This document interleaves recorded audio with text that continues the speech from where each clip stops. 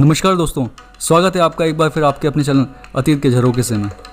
दोस्तों, हमारे देश भारत में कई तरह की किंवदंतियाँ, लोक कथाएँ, कहावतें और मुहावरे प्रचलित हैं। इन लोक कथाओं का उद्गम जानना आमतौर पर उतना ही कठिन है जितना मानव जीवन का। पीढ़ी दर पीढ़ी सुनते सुनाते आने के कारण ये लोगों के जीवन का एक हिस्सा बन जाती हैं। आज हम एक कहावत का जिक्र करेंगे और वो कहावत है, खुदा की खुदाई को कौन जानता है। आज से सैकड़ों साल पहले दिल्ली में एक जाट रहा करता था।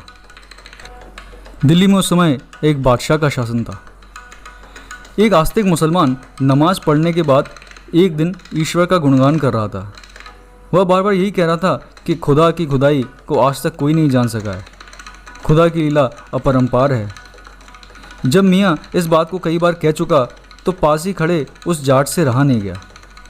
वह एकदम से मियाँ के पास गया और कहने लगा, मियाँ, तुम कैसे कह सकते हो कि खुदा की खुदाई को कोई नहीं जान सकता है? मैं खुदा की खुदाई जानता हूँ, और शर्त लगाते हो तो मैं तुम्हें इसका प्रत्यक्ष प्रमाण भी दिखा सकता हूँ। सभी धर्मों में ईश्वर को सर्वशक्तिमान कहा गया है। उस ईश्वर को एक साधारण सा व्यक्ति कैसे जान सकता है?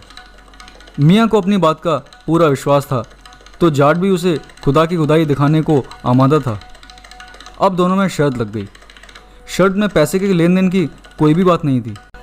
शर्त बस यही थी कि जो हार जाएगा वह दूसरे की टांग के नीचे से निकलेगा। शर्त के निर्णायक के रूप में बादशाह को लिए जाने का निर्णय हुआ।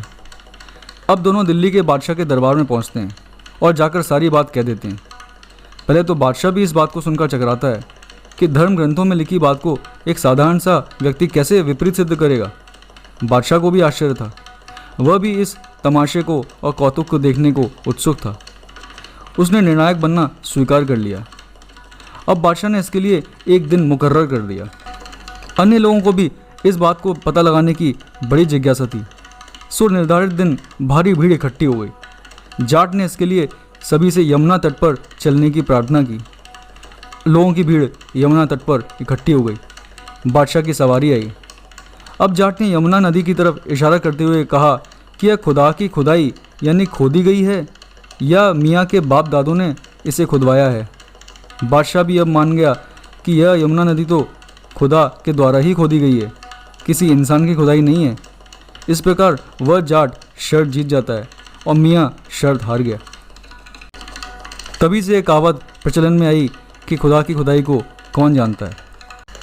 तो दोस्तों, आपको आज की कहावती कहानी कैसी लगी कमेंट सेक्शन में लिखकर ज़रूर बताइएगा। अगली बार फिर मिलते हैं किसी अन्य रोचक विषय के साथ। तब तक के लिए नमस्कार, धन्यवाद।